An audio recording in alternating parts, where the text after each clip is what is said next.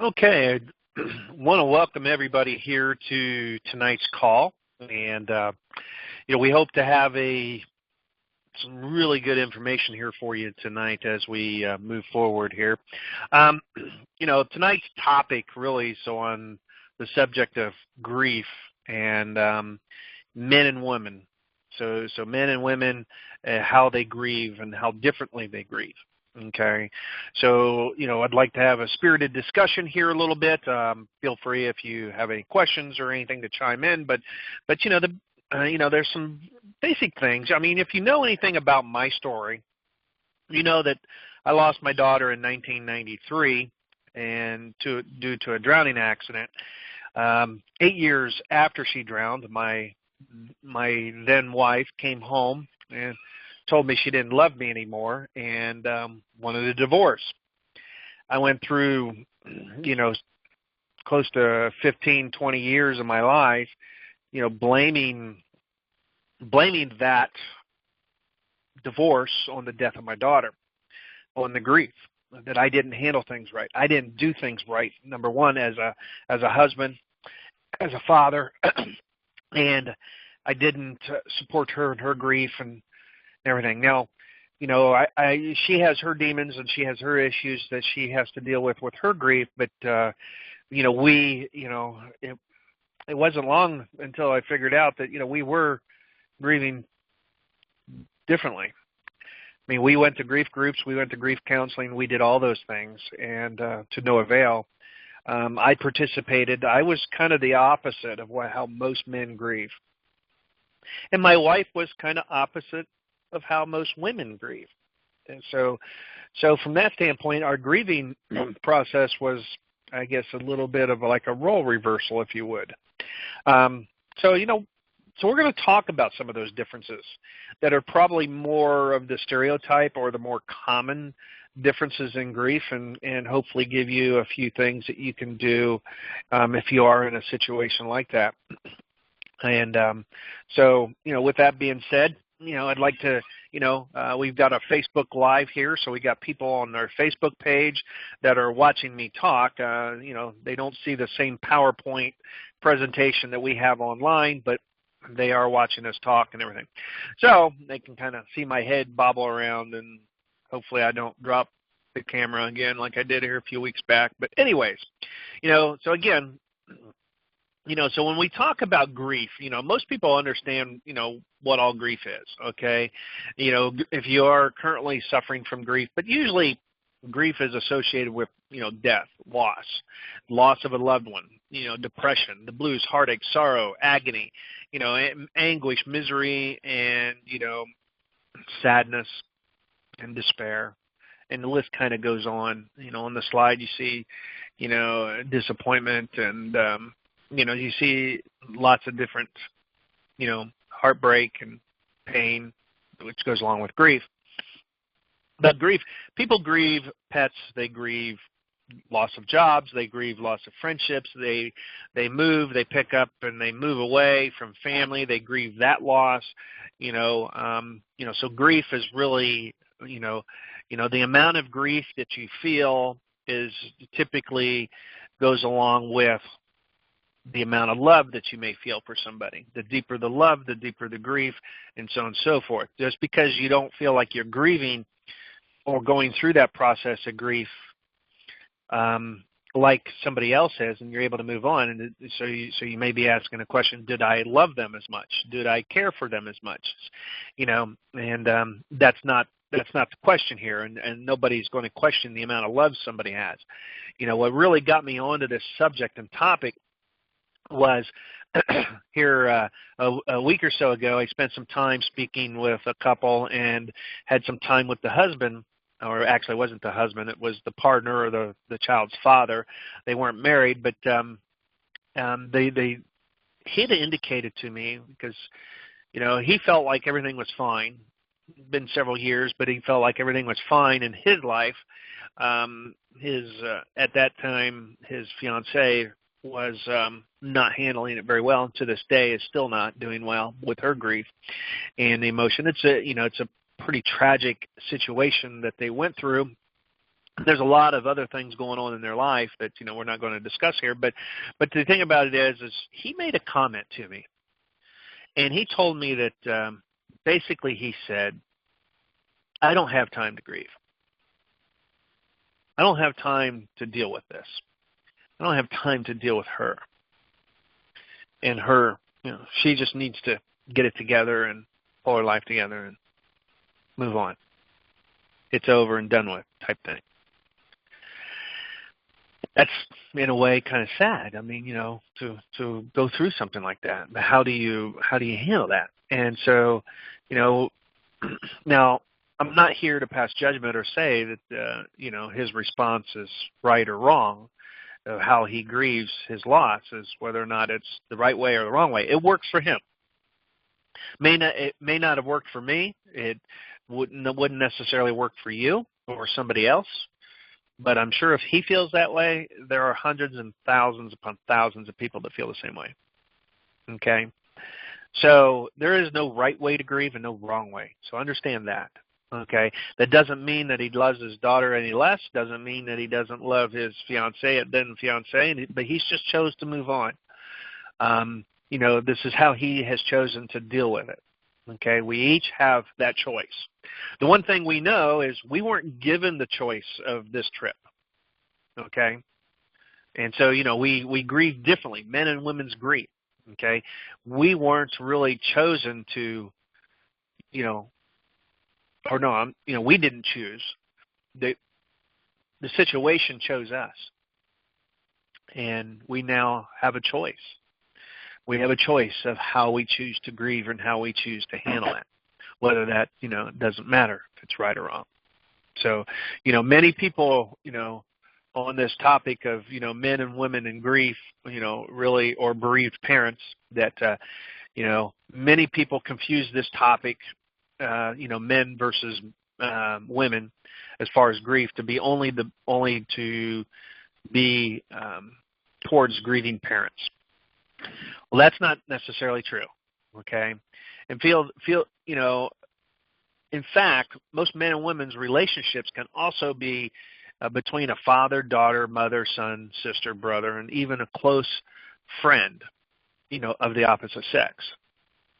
Each and every one of these relationships, cause you to look towards the other and question, their grief responses. So we may be questioning, how somebody is handling their grief. Okay? Just as this gentleman was asking, that he felt to this day, and several years later, that she's not handling the grief properly. Okay? Case in point, he's questioning it. He's been able to move on because he's made that choice to say, I don't have time to grieve. Okay? So, so we begin to ask this question, and you might be asking, am I okay? Okay? So don't concern yourself on the observations of others. Okay? I did that for a long time through grief counseling, grief, meetings, and all these things. I concerned myself so much what other people's observations were, and I also observed their grief and their responses to it. Okay? The other question might, before we get into that other question, this is really important right out of the gate, let's say this, okay? When we look to the actions of others after any kind of loss, especially those, between men and women, we can sometimes question, begin to question ourselves. For most men, there can be times when, we look towards, our wife or our partner, female partner, who may be crying often or possibly even talking frequently of the pain and seeking support, from them or others, and also wondering if they're acting appropriately for the loss. Or maybe, some men may even begin to question their own level of love for the lost soul that, they're feeling, okay, their lost loved one.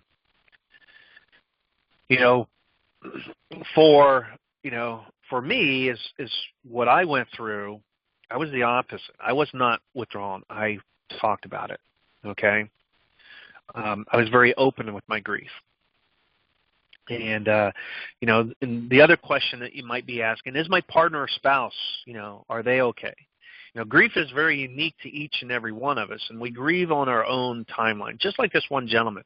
It's only been a few years. He made his choice. He's put it behind him. He has come to the realization there is nothing in the world that he can do to change the outcome today. Now, given the knowledge, I'm sure we all second guess this, right? Given the knowledge that given what we know today, if I could go back in time, would I do it differently? Hell yes, we would. Without a frickin' doubt, we would go back and do it differently. But we don't have that opportunity to do that. So, so from that standpoint, is my partner okay? But here's the thing: even if you feel you're okay and you're doing fine, and your partner or your spouse is not, then you have to understand that the grief that they're going through is unique to them, and that they are grieving on their own timeline. Okay? And so sometimes we might have to even look at this and begin to put our emotions, our relationship, maybe put it on a pause or hold. I know that's hard to do from a male standpoint, and maybe for a female too. But but if you're asking that question, is my partner okay?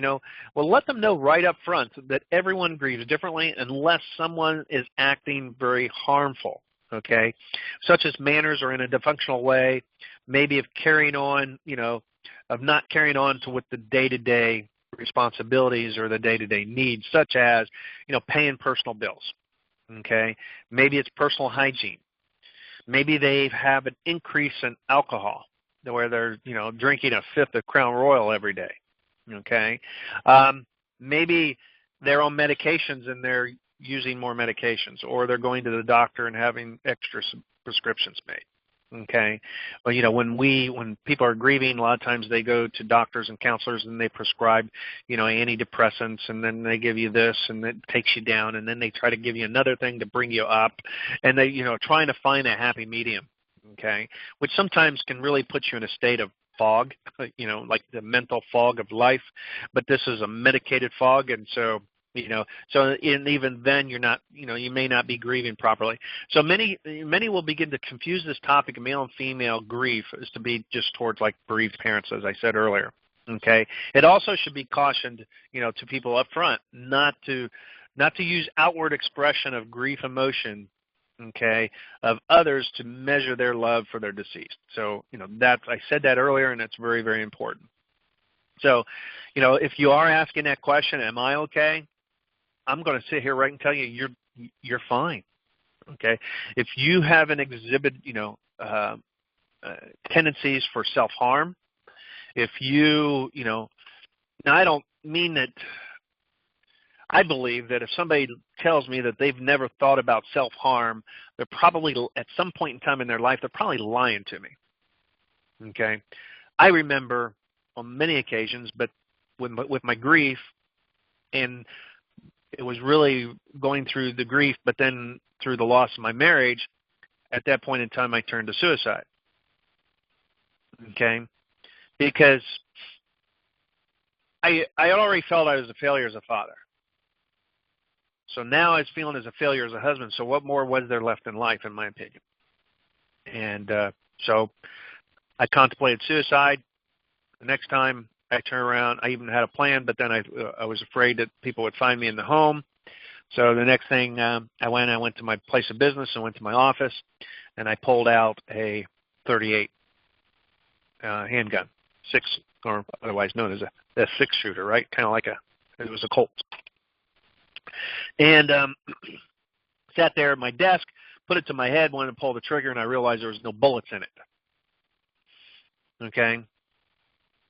Nor did I have any bullets for it, at least at the store. So that didn't work out for me, obviously for good reasons, right? But when somebody has actions of self-harm, then we have to take things very seriously.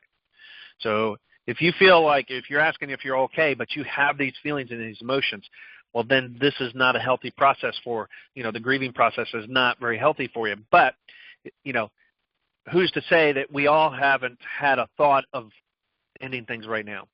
I talk to people all the time that would do anything, give their own life to bring their loved one back. Now, is that somebody who wants to do self-harm? My answer to that would be no. That's somebody who's bargaining. In other words, I'll give you this if you give me that. Okay? That's a normal process. Okay? So if you're listening to this, or you're here watching and listening right now, and you haven't been through grief, but you know somebody who is grieving, those are things you might want to listen for, okay? Just listen for those key words that might indicate whether or not they're, doing okay or they're not. The same thing as far as your partner, if you hear your partner saying things like that, okay? It's important to understand. You may be grieving fine, but they may not be, okay? So enough on that topic, because we can spend a lot of time on that. So let's go on here, okay? Ooh, come on, PowerPoint. Let's go. So what are, the usual grief expressions for men versus women as far as grief, okay? Some of the, expressions, hang on a second, getting my train of thought here. Kind of got my notes here, so I'm looking, But anyways, so when you turn around, start thinking of, the usual responses. The first thing would be, men are more internal, okay? So we begin to process things internally. We typically don't cry, or we're not as open as often as maybe what we should be. And we also have a tendency to be systematized, organized, and control our surroundings. Okay, most men will want to find something to occupy their mind or their hands. When asked about well-being, most of them will be prone to, or they'll just turn around and tell you that they're fine. How many of us hear that one? Okay, generally men will want to avoid outside support. I was the complete. Now this is kind of the stereotypical norm for men. Okay, doesn't always have to be that way, but for me it was not. I was the opposite. Okay, I was very open. Like I said earlier, I was very open with my grief. I was very open about my emotions with grief. I wanted to learn everything about the death of my daughter, the loss, where she was, everything from a spiritual end to everything to where I went out to the cemetery, where I even found out just how far down in the ground she actually was. Her casket floated, that she was on high ground, and I could dig her up, and then 40 years from now have an open casket, and then turn around and that there's 3-foot space between the casket and the top of the vault, so the casket can float. And the vault is probably only about 1.5 feet below the ground, even though the hole may be 6 foot deep, as they say. I mean, that's weird, isn't it? I mean, I don't know if that's normal, but that's what I did. I read a lot of books.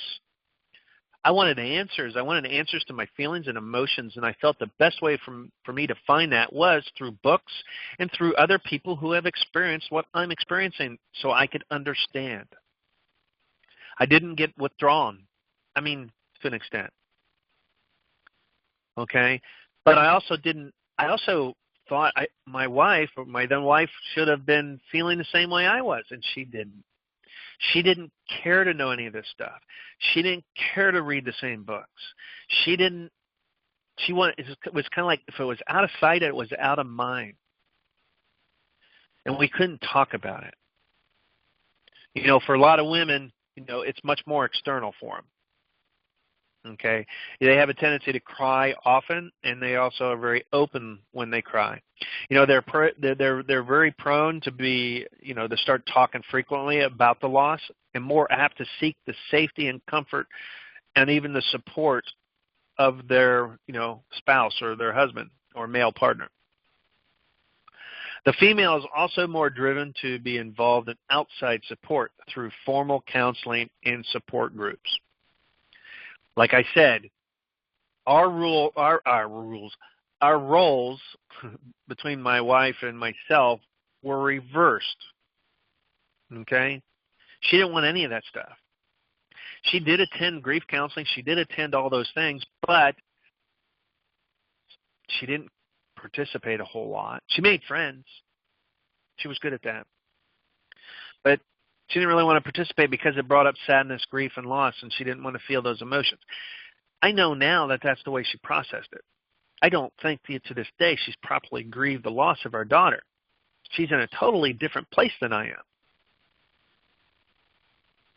Okay? She couldn't sit here and probably talk to you the way I talk to you about things. I feel the difference is the reason why I can do what I can do is because of what I did back when I did it. And that was being open and talking and feeling the way I felt versus being withdrawn inside of myself and moving on with my life.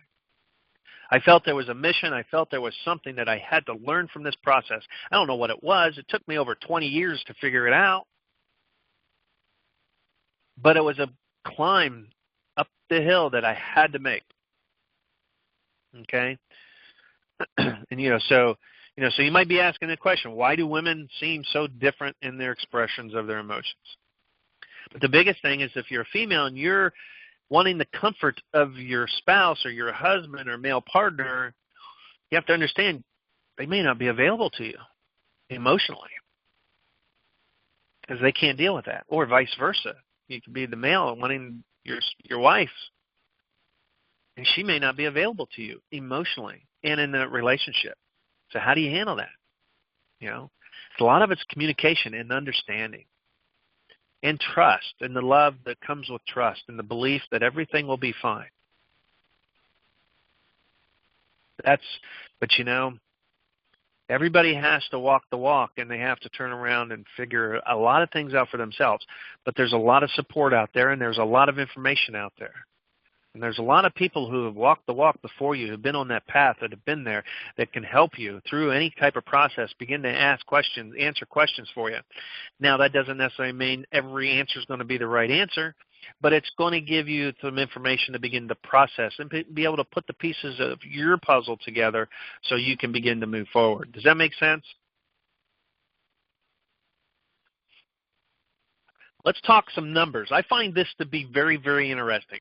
Okay, this slide here shows numbers between men and women. I did a Facebook Live last week, ran it over the weekend, this past weekend, and it was a discussion just on kind of a short little 10-minute, or I think it was like 7 or 8 minute discussion that I had just on this topic alone. Well, I put this out there and got somewhere around close to 4,000 or a little over 4,000 people that responded of some way to this Facebook post in this video. When I put it out there, I put it to start at the ages of 25. Okay, and the ages went all the way up to 65 years and plus. Okay, here's the funny thing is, and this isn't really funny, but it really goes to some of that information I shared with you between, the difference of, the men and women, do they grieve equally? Okay? This right here, this slide shows that they do not grieve equally. So, with that being said, 93.6% of women responded to only 6.4% men. What do you think of that? That to me is a very telling sign here that most men are withdrawn. They do not want to talk about it. They do not care to even visit the subject. 93.6% of the women feel that they want support. They want help. They want help with understanding.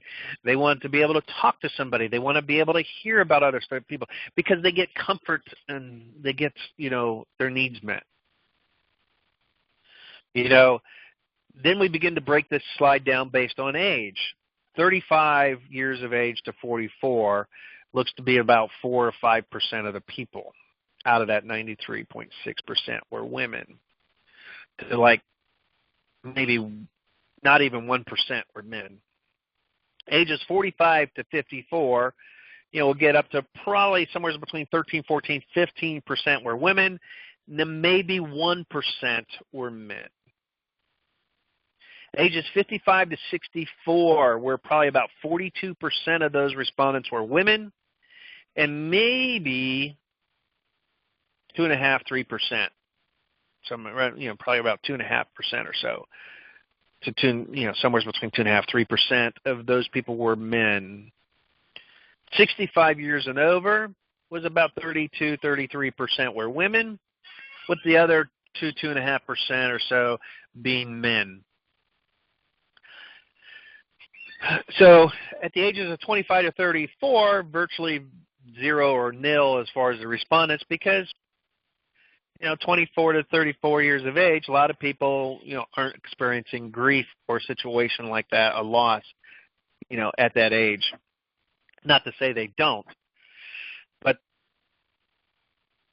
ages 35 to 44, there's more. But it doesn't happen, not until the person gets over 45 years of age does it go up. And if you begin to think about that, at 45 years of age, how old are your children? How old are your parents, your grandparents, your close friends? And the more people we come across in our life, the more opportunities we have to suffer and feel grief. The younger people, they feel grief, but it's, even though it may be a very deep grief and deep love for them, they also rebound much quicker because they have so much life ahead of them to live. They move forward. As the older we get, we begin to look at life as pretty much over. And the older we get, the closer we get to our own mortality, and we begin to be thinking about life and death situations and how they may affect us and the life and death situations of those around us. I always say that, don't worry, well, here, what I say is this.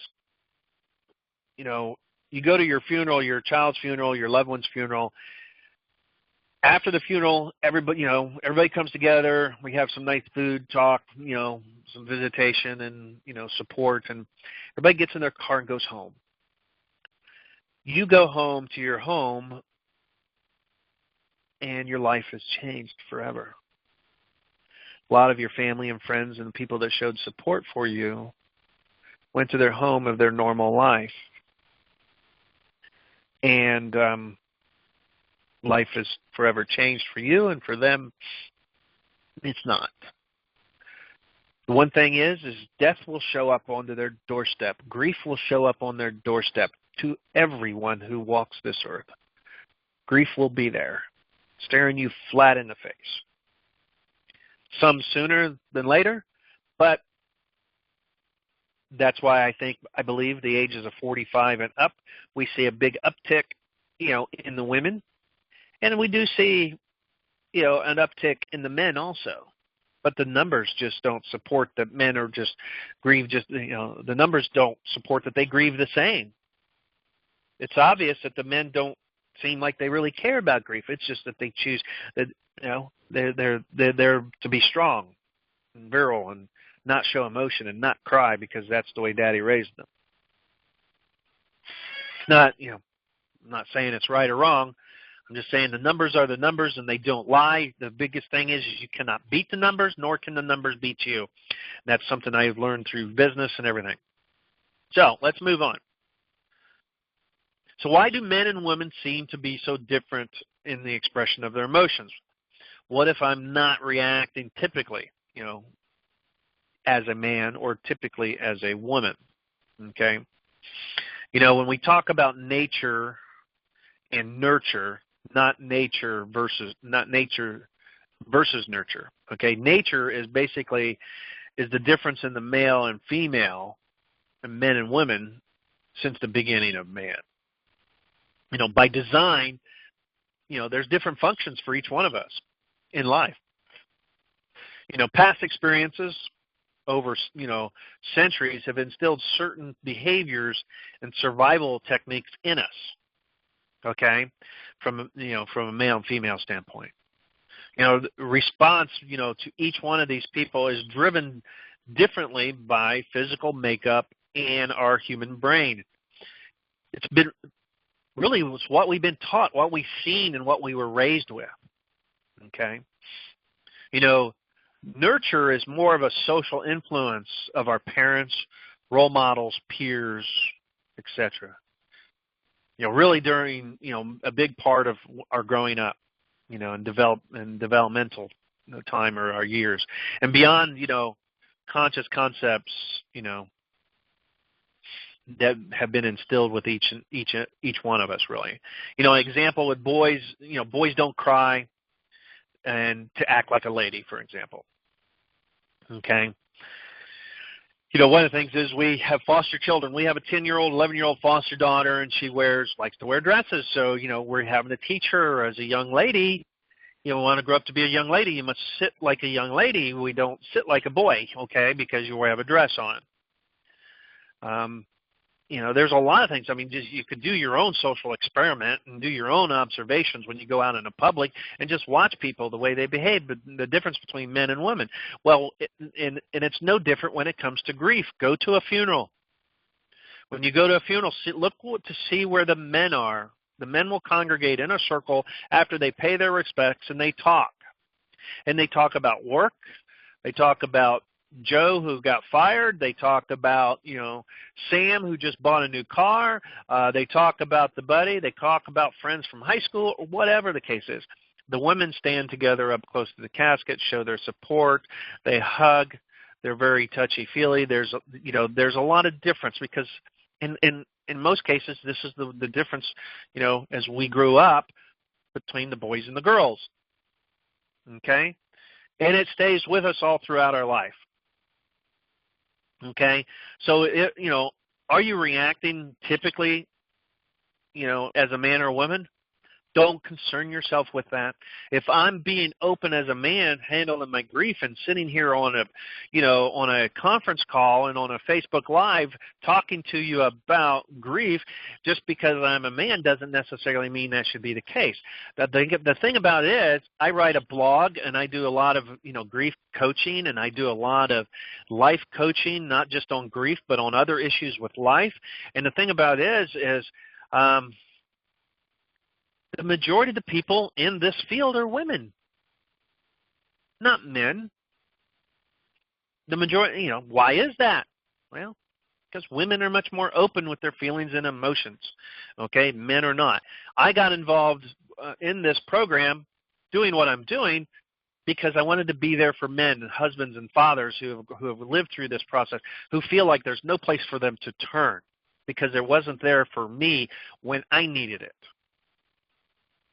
Okay, there was one thing that was shared to me in a grief group, in a parents' grief group, and I'll share this with you. It was a woman her daughter was 16 years of age, and she committed suicide.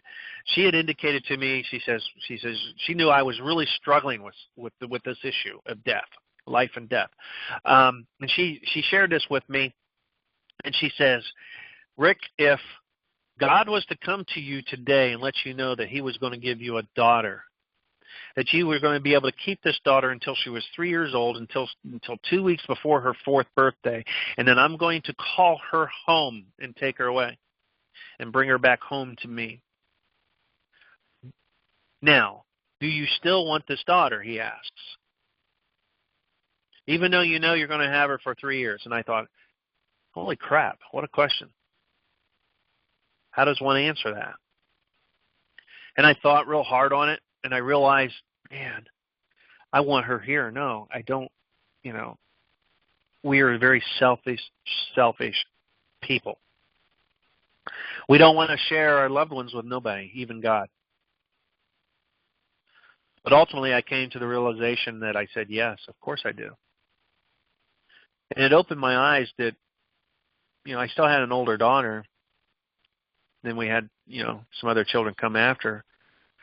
That I needed to turn around and make the most out of life and make the most out of the time that we had and the time that we have. And I began to look and say, you know what, those 3 years were a blessing. Now that helped me. That was a temporary feeling of goodness. You know, by the next day I was probably feeling just as bad, but But that has been something that has stuck with me. All this, it'll be 24 years this June. That has been something that has stuck with me all along, Easter is this weekend, and, you think about Easter and the resurrection and all these things, from a religious and biblical standpoint and your beliefs and your faith, it's faith and belief is a very, very strong feeling and emotion for each and every one of us. It's just that, women will probably express it more openly than men. Well, in my case, this was the kind of stuff I was seeking. I was seeking information from people and guidance. That was the path that I was on. That was what I was wanting. Okay? I didn't want to do this journey by myself. I wanted my wife to go on this journey with me, but she jumped ship. Anyways, enough on me. So can these differences in some of men and women really begin to create problems in your relationship, such as difficulties? Yeah. Oh, yes.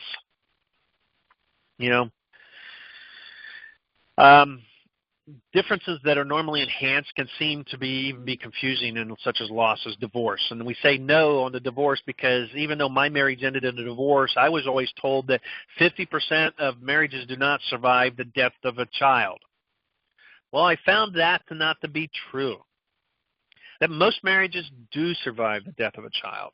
Many, many marriages grow much stronger. Okay? So does that mean that I did a terrible job as a husband? Maybe that's why I was feeling like I was such a failure as a husband. Or maybe she was a failure as a wife. I don't know which one was it. Actually, I think we failed each other.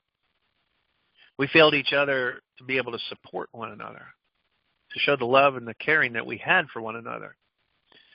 We were more concerned about ourselves, how I was doing. She was more concerned about herself. And angry about how I was dealing with the grief. And I was angry at her because she wouldn't talk to me. She wasn't there emotionally, spiritually. And I was probably overbearing and taking her down a path that she didn't want to go. And not understanding that. But a lot of men and women are very different, by design. So when we look at these, differences in the men and women and creating problems, these differences normally enhance, our relationships. But in times of heavy stressors such as grief and things like that and the loss of a loved one, a lot of times the opposing expressions or lack thereof, from your spouse or partner may seem very confusing, especially when, we each as a griever is in the process of deeper levels of their own emotions than we ever have been in the past.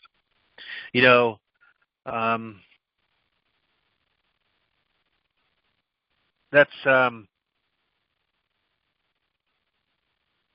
really says a lot, when you start thinking about, the difficulties and what, some of the difficulties, and, a lot of times in marital relationships, a lot of the studies, including there's a study from Compassionate Friends, it really begins to reveal this myth of almost automatic divorce following a child loss. And they've been able to dispel that myth. In reality, less than 13% of married couples experience divorce after child loss, not 50% that I was told. And I was told that by our counselors. I was told that by the hospital. I was told that by our pastor. I was, everybody was telling us more than 50% of the marriages. The odds of your marriage surviving the death of a child is almost nil. I mean, I was told all those things. So you know what? And I teach this and I talk so much about what we focus on is what we get. So what was I focusing on? Focusing on divorce. I was focusing on, I don't want my marriage to end in a divorce. So what did I get? I got a divorce. Because that's what I was being told, that the odds were against me. I already had a big fight with the grief and my inner battle, feeling as a failure as a father. I can't deal with this. It's going to end anyways. I'd come to the realization my marriage probably would have ended, regardless of the death of my daughter. But, so when you really begin to understand the numbers and what they are. How can we overcome these difficulties? First thing would be communication and understanding. Those two kind of go hand in hand. Communicate your feelings, but also understand that your partner, your spouse, may not wish to really hear about your feelings. And be okay with that. Okay? Self-awareness. Being self-aware of your own feelings and communicate with yourself. Our brain will turn around and we tend to hear things, and then our brain will make up its own story, and then all the times we'll find out that the story is a lie. But that lie was really perpetrated to protect you from harm and to keep you safe emotionally, mentally, and spiritually. And then we turn around and we believe these lies to be true. So be aware of the lies that we tell ourselves and allow the truth to come in, and the truth will come in. But communication is key. Communication, being open-minded is key. And understanding. I knew that we grieve differently. But I wasn't, the resources that are available today for people who are grieving are so far. There's so much more out there for you than there ever was for me. There was books, and now there's more books and more books. You can go on to Amazon, and you can download a Kindle book. Everybody and their brother writes Kindle books. You could do a Kindle book in one day if you want to. A nice little short pamphlet-type book, 45 pages, take you 30 minutes to read, and you pay 99 cents to $1.99, and you get stories about all these different people that are on this path. So if I want to be on a path with somebody, guess what? There's loads of material out there. I've written several. I'm not a great writer. I never intend to say that I'm an excellent writer. And, misspelling words and all kinds of stuff. My grammar, heck. It sucks. But I'm just the average Joe. I'm just the average person. When I look at sometimes, I would much rather learn from somebody who's average. I would much rather learn from somebody who's been there, because I feel like they're speaking from their heart. They're not necessarily speaking from, some, classroom, or that they've been properly educated on how to do this. Because I don't know if that's really coming to, now this is just me speaking, of course. I don't know if that's really sincere, And then again, maybe they haven't really experienced a lot. Maybe it's not them really writing the book, because you can go every place and have somebody can write a book for you and get a report, and they can put it out there, and it sounds really all nice and fluffy, and it sounds good, okay? And it can bring awareness to you, but at the same time, there may not be any feeling and emotional attachment there. But there's loads of information out there, so much more than what there is today. Just you being on here listening to this or being on the call tonight tells me that, there's more. Facebook is loaded with, grief and support groups. But which stay in the past, that stay with the emotional feeling of the loss. But they take you no place. They show you no place on how to get to where you go. They just tell you need to learn to cope with it. Sorry for your loss. This, that, blah, blah, blah, blah, blah. The same old stuff that we hear all throughout our life. Okay? Now, that's all good, but at some point in time, you're done hearing that. So do you, so here's a question for you. Do you feel sad or even trapped in a relationship and you're unsure how to move forward? Okay. Do you feel overwhelmed with all the responsibilities that you have on your plate? Have you lost sight of your dreams and what you really want out of your life? I ask these questions because I know the answers to these questions, because I was there. I lived it. I was totally sad, and I was very trapped in my relationship, and because I was unsure on how to move forward in my marriage. I didn't know how. There was nobody that could show me. Yeah, we went to counselors, grief counselors, marriage counselors. We did all those things. But you know what? I learned that if the person hasn't experienced your level of grief and your situation, they are counseling you from some book that they read or some study or report. They have no way of knowing what's in your brain and how you feel. You know, so my advice to people is if you seek out counseling for your relationships, and you seek out counseling ask some important questions. You do the interview, don't let the therapist interview you. You do the interview. You understand where they've been with their grief. Are they coming to you on the same level? Have they lived in your shoes? Have they walked that path? Because if you couple their knowledge of what they know along with their personal experience, you've got a powerful relationship. You got somebody that could really, really help you. Because not only do they have the knowledge, but they also have the emotional scars of survival. As they always say, the world is survival of the fittest, right? You go out in an animal kingdom, the strong survive, and the weak die and perish. So in this case, learn from somebody who's survived. Are you overwhelmed in your responsibilities of everything you have on your plate? I talk to so many people every day that have so many responsibilities on their plate every day. And I don't want to draw lines between men and women, but I'm going to.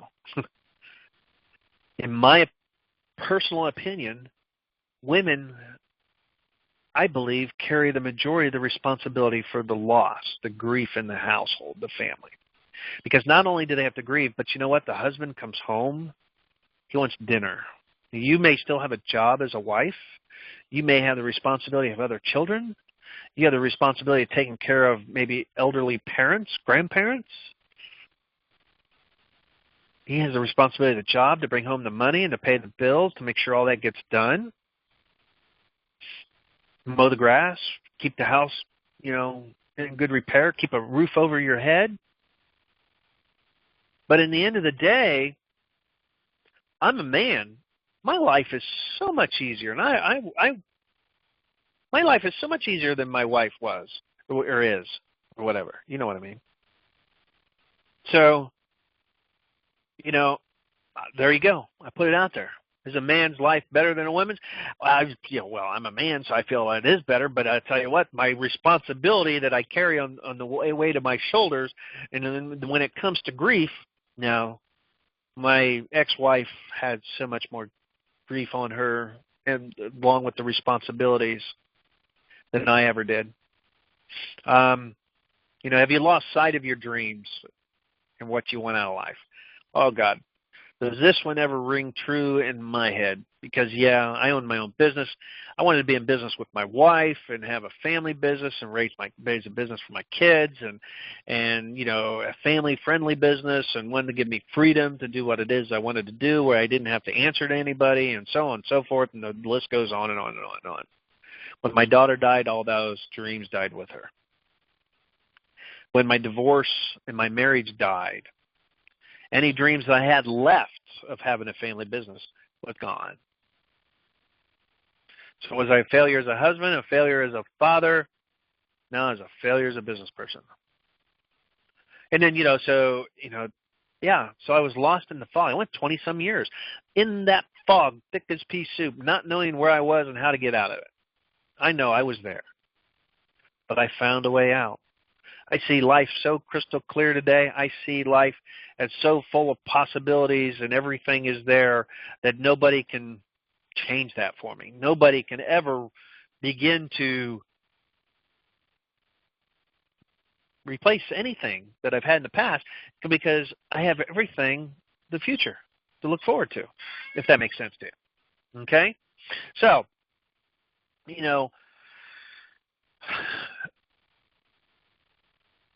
but anyways, let's move on here. Oops, wrong way. There we go. So, I lived through what I call the four big D's, okay? Death, divorce, difficulties, and disability. Okay? So, not only did I succeed, okay, but I also discovered how, also discovered how to create a new life and to be happy and abundant and peaceful, with myself. It was a long journey, 20 plus years.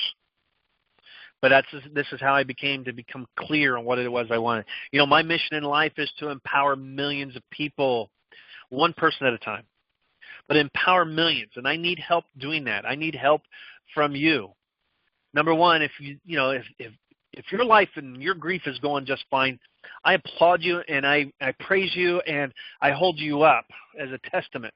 And at the same time, you maneuvered that path by your choice. Okay? You did it your way and you become empowered by that. And what I'm saying here is there's so many people out there that are hurting that, need help. And, I put myself out there every single day, and I ask people to turn around and say, if you're struggling, and most of the people I talk to, it's not the initial onset of the grief and the loss that I talk to, because that first year there's so much going on, right?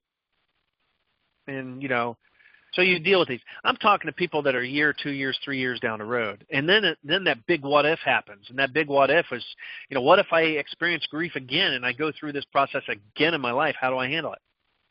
Well, that's where I come into play, as a empowerment, grief and life coach.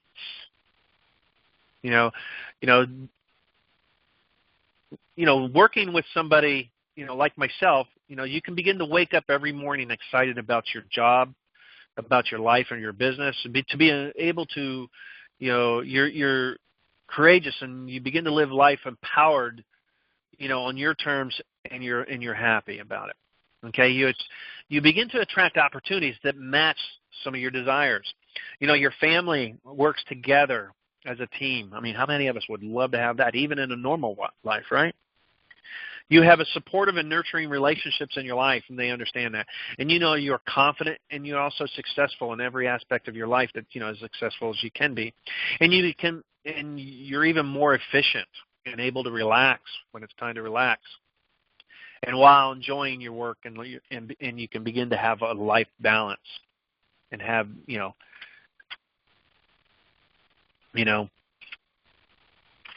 so, when you begin to have these difficulties in life and you want to have some of these things, so how, the biggest thing is awareness and, becoming self-aware of what it is that you want. And there's 3 questions I always ask people. Where have you been? Where are you now? Where are you going? Most people cannot answer this question of where you're going. So in other words, if you don't know where you're going in life and with your journey in grief and what path you're on, or you're stuck at the fork in the road and you need to make a choice of what path to go on, then how can you wake up in the morning feeling excited? How can you begin to be empowered to live your life? To be able to have opportunities that maybe match some of your desires and dreams, or even to be able to have your family work together as a team, or even to be able to have a supportive and nurturing relationship if you're stuck, lost in the fog. Okay, it's just many people can benefit from a program like this. Okay, men and women are all learning to cope with what they're and considering their life after a death or divorce, or creating what they would call as a new normal. And they say, hey, well, this is just the new normal. Well, my question is what is new normal to you? Is it just coping, staying where you are, that you're going to live with this pain and this grief every single day, that you're never going to enjoy a Christmas again? We have Easter coming up, never going to have an Easter. The point is you can have a Christmas. You can have a Christmas you can enjoy again. Doesn't mean you're going to miss them, but you create new routines, create a new life. Don't do the same old things, because the same old things will just remind you of the pain of your loss. If you're an overwhelmed mom or dad who wants to be able to, manage stress in your life and regain control, I'm talking to you. Okay, baby boomers, defining the next chapter in our life. When I go back to that slide and I talk about the ages, I'm 56 years old. So between 45, the numbers really started to go up around 55 years of age. And that's where they really started to, creep way up there into the, above or close to 40, 50, 60% of the numbers were women who are considered in the baby boom years towards the tail end. I'm at the end. I was born in 61. So, that's, baby boomer right there. We're faced with it. There's more of us than there is pretty much of any other, age group and everything. You might be asking, is it even right for me? It usually takes a major jolt in your life or a life-altering situation or circumstances for someone to be able to be ready to work with somebody like me or a coach to coach you through this process. If you're really ready to commit to making, some of these changes in your life in order to be a happier, self-confident, and even to be able to express, your abundance, then maybe you might be ready to sit down with me. What it does require a general commitment without limitations. What I ask for is that change doesn't make it happen. Motivation is important, okay? But we have to understand that we go through the ebb and flow, 2 steps forward, 1 step back, as I say, right? Steady action, steady as she goes, as the ship captain says. And then what brings about our success that is why it requires us to do the work. You've got to know what it is that you're willing to be working for. You got to be willing to make no excuses and no judgment, and you're not going to get any judgments from me. So how long does it take? Well, what I ask for is I'm offering to you now a path that you can choose to take, and that is I'm offering you a 2-hour empowerment session, to be able to create a crystal clear vision for your life and your relationships so you can begin to take your power back along with your relationships, okay? Uncover hidden challenges that you are facing right now in your life and that you contribute to your life, an event that may be sabotaging your healing to be able to live your life that you really want. Okay, you'll leave this empowerment session, okay? You'll leave this empowerment session feeling renewed, re-energized, and inspired to finally begin to live your life once again on your own terms and to feel that you have a purpose and are you worthy to live that life. Most of us who are grieving at whatever level of grief, at some point in time we do not feel that we're worthy, nor do we feel that we're good enough to have the life that we want. Especially we don't feel we're worthy for it. I'm here to tell you that you are worthy. You're worthy to have all of those things and then some. Not just learn to cope with it. Go beyond coping. Yeah, coping is a destination. It is a stopover that we make on our trip. It will be a stop on the path that we are on, but it's not a place that we choose to stay. Okay? We are not going to choose to stay at coping, the town of coping or the city of coping. We are going to choose to go beyond coping. Okay? So when somebody tells you, well, honey, you just need to learn to cope with it. I mean, when somebody says that to me, I just want to reach out and smack them. But I know that they don't really know what they're saying. Okay? They're only saying what they've heard other people say. Okay? But it is a stop we're going to make. Okay? You don't get to the place you are right now overnight, and you didn't really change, and the change didn't just happen overnight. It often is a case, of being able to take 2 steps forward, 1 step back, like I said earlier.